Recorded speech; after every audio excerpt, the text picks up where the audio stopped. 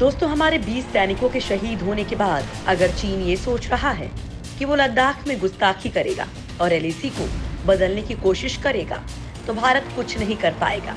तो ये चीन भूल गया है कि ये 1962 का हिंदुस्तान नहीं है, ये 2020 का न्यू इंडिया है जो हर बार पर जबरदस्त पलटवार करता है। न्यू इंडिया का संकल्प है कि अगर छेड़ोगे तो छोड़ेंगे नहीं। डोकलाम से लेकर गलवान घाटी तक चीन को इसका सबूत मिल चुका है। चीन ने भारतीय जवानों पर धोखे से हमला किया था, तब चीन के 43 सैनिक मारे गए। अब जरा ये सोचिए कि अगर भारतीय सेना ने हमला किया होता तो पूरी गलवान घाटी चीनी सैनिकों के खून से लाल हो गई होती।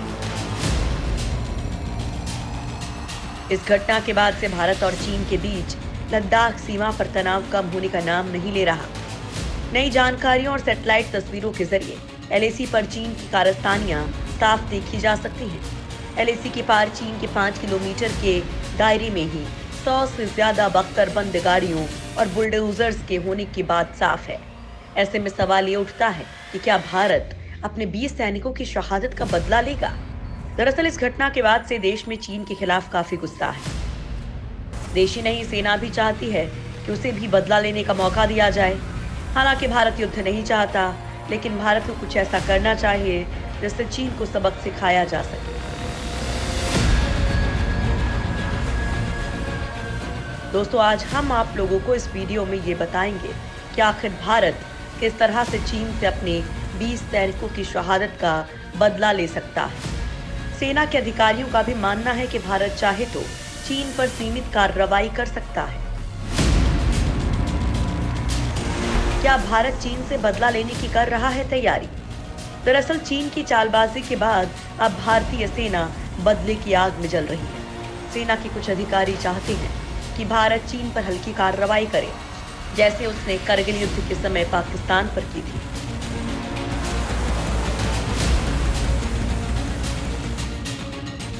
इससे सेना अपने जवानों की शहादत का बदला ले सकेगी।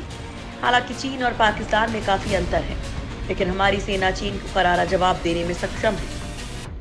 1962 में जब हमारी सेना के पास संसाधन नहीं थे, तब भारतीय सेना ने चीन के 700 सैनिकों को ढेर कर दिया था, और आज तो हमारी सेना दुनिया के सबसे खतरनाक सेनाओं में शुमार है। ऐसे में चीन पर जवाबी कार्रवाई की जा सकती है। कार्रवाई होने का अंदाजा इस बात से भी लगाया जा सकता है कि सेना ने चीन से लगी सभी सीमाओं के अग्रिम मोर्चों पर तैनाती बढ़ा दी है। कई सीमावर्ती गांवों को भी खाली करवाया जा रहा है। इस बीच मौजूदा हालात सामान्य करने के लिए सैन्य कमांडर स्तर पर हुई बातचीत में सेना ने फिर स्पष्ट कर दिया कि गलवान घाटी में पहले की स्थिति बहाल करने के अलावा इसका चीन के पास कोई दूसरा रास्ता नहीं है। गलवान घाटी की घटना के बाद भारतीय फौज ने यहां पर अपने सैनिकों का जमावड़ा बढ़ा दिया है। इतना ही नहीं, इस जगह से करीब 2 से 3 किलोमीटर दूर सेना के दर्जनों ट्रक अपने जरूरी संसाधनों के साथ खड़े हैं, ताकि किसी भी समय उन्हें मौके पर पहुंचा दिया जाए।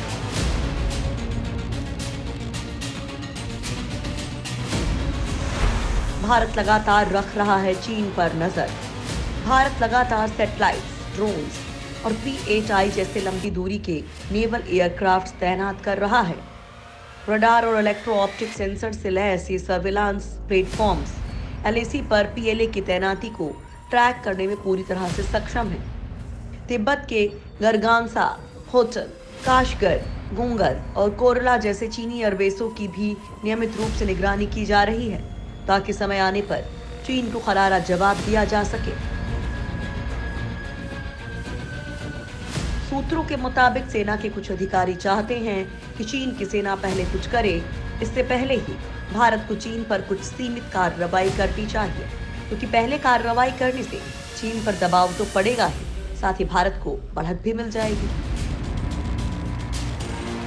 इससे एक और काम होगा कि चीन की सेना जो गलवान घाटी में डेरा जमाए हुए है, उससे वो पीछे भी अपनी सीमा तक हट जाएगी। चीन ने भारत के 2 मेजर समेत 10 सैनिकों को छोड़ा। 15 जून की रात दोनों देशों के सैनिकों के बीच हुई झड़प के बाद चीनी सैनिकों ने कुछ भारतीय सैनिकों को बंदी भी बना लिया था। दरअसल चीन ने धोखे से हमला किया था। इस वजह से चीन को एडवांटेज मिला।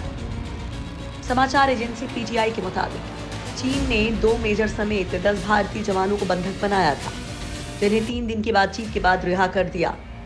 हालांकि सेना की ओर से कोई आधिकारिक बयान नहीं जारी किया गया है। अभी गलवान घाटी में हालात तो सामान्य हैं, लेकिन ये तूफान से पहले की शांति भी हो सकती है। हालांकि अगर युद्ध हुआ भी तो भारत के सैनिक चीन पर भारी पड़ेंगे।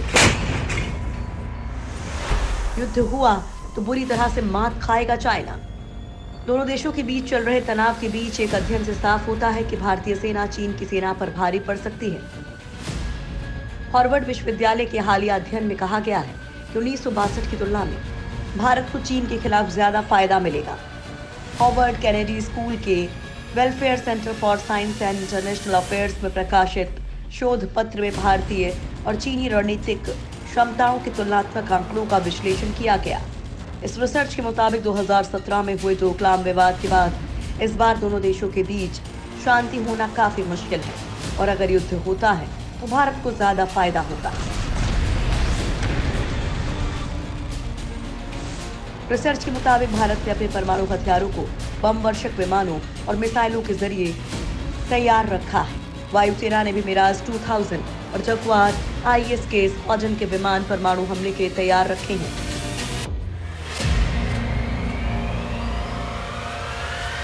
वहीं चीन ने भी भारत के अलग अलग शहरों पर दागने के लिए अपनी मिसाइलों को तैयार किया हुआ है।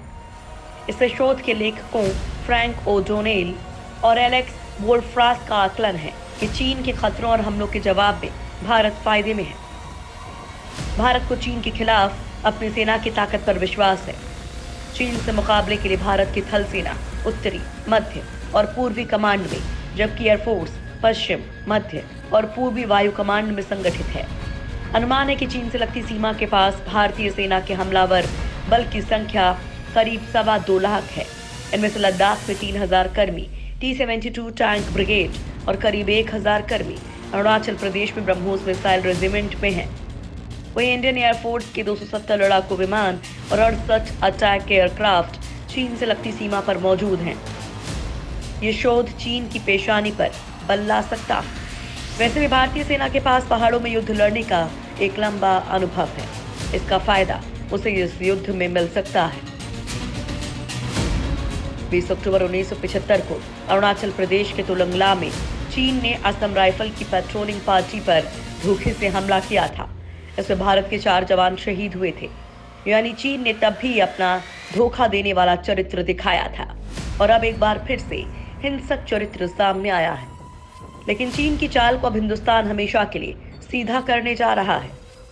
पीएम मोदी ने जिस तरह से चीन को चेतावनी दी थी, उससे लगता है कि भारत जल्द ही चीन को सबक सिखा सकता है और अपने शहीद जवानों की शहादत का बदला भी ले सकता है।